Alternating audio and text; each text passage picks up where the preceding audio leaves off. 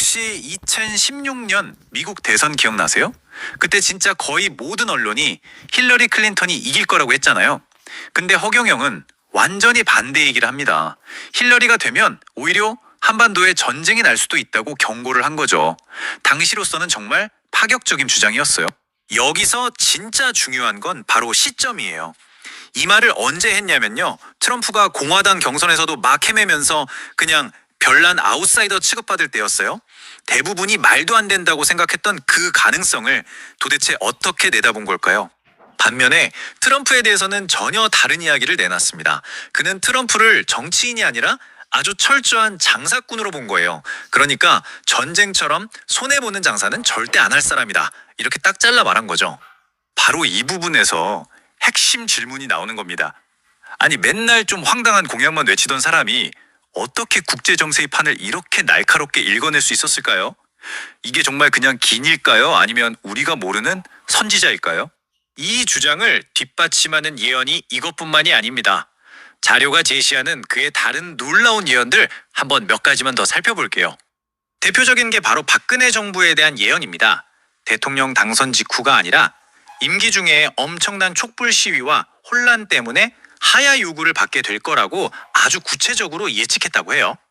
그리고 실제로 몇 년 뒤에 우리나라는 탄핵이라는 역사적인 사건을 겪게 되죠.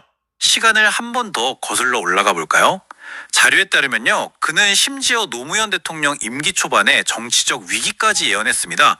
취임하고 딱 2년 안에 탄핵 사태가 터질 거라고 정확한 시점까지 콕 집어서 이야기했다는 겁니다. 그리고 이 예언 실제로 일어났죠. 당시 주요 언론에서도 보도되면서 그래 화제가 됐습니다. 이게 대체 뭘까요? 그가 주장하는 IQ 430 덕분일까요? 아니면 우리가 모르는 다른 통찰력일까요? 원인은 알 수 없지만 이 자료의 핵심은 이겁니다. 결과적으로 그 정확도만큼은 정말 놀랍다는 거죠. 근데 진짜 흥미로운 점은요.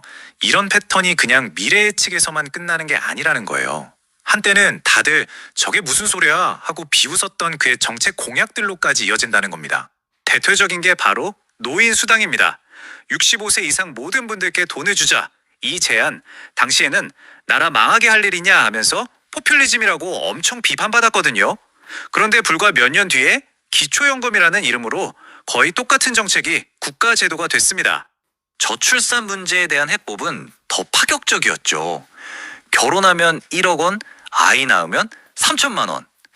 정부가 개인의 삶에 이렇게 직접적으로 현금을 준다는 생각, 그때는 정말 상상하기 어려웠어요. 물론 아직 국가 전체 정책은 아니에요. 하지만 지금 보세요. 전국의 수많은 지자체들이 인구 소멸 위기 앞에서 경쟁적으로 출산 장려금을 내걸고 있잖아요. 그가 십수년 전에 툭 던졌던 아이디어가 지금 현실 정치의 대안이 되어가고 있는 셈입니다. 자료가 제시하는 사례는 이게 다가 아닙니다.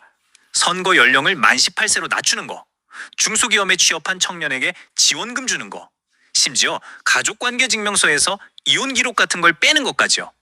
이 모든 게 한때는 그냥 허경영표 공약이었는데 이제는 우리 사회의 주요 정책이 되거나 아주 활발하게 논의되고 있죠. 그럼 이런 정책에 들어가는 돈은 다 어디서 나올까요? 그 핵심 주장은 바로 여기 있습니다. 지방자치 선거랑 의회를 싹 없애면 거기서 무려 150조 원이라는 예산을 아낄 수 있다는 거예요. 그리고 그 돈을 전부 국민 배당금으로 돌려주겠다는 거죠. 바로 이 패턴에 주목해야 합니다. 처음에는 모두가 비웃고 손가락질하지만 결국 시대가 그를 따라온다는 것. 자료에서는 이게 바로 위인들의 공통점이고 우리가 허경영을 다시 봐야 하는 이유라고 말합니다. 역사를 보면 그렇잖아요. 위대한 인물들은 종종 이상한 사람 취급을 받습니다. 화성에 가겠다고 했던 일론 머스크 한번 생각해 보세요. 처음엔 다들 비웃었지만 그걸 현실로 만들었잖아요. 자료는 허경영도 마찬가지라고 주장하는 겁니다. 그의 황당해 보였던 정책들이 지금 기성 정치인들의 손에서 현실이 되고 있다는 게 그 증거라는 거죠. 그의 경제 철학은 사실 아주 간단해요.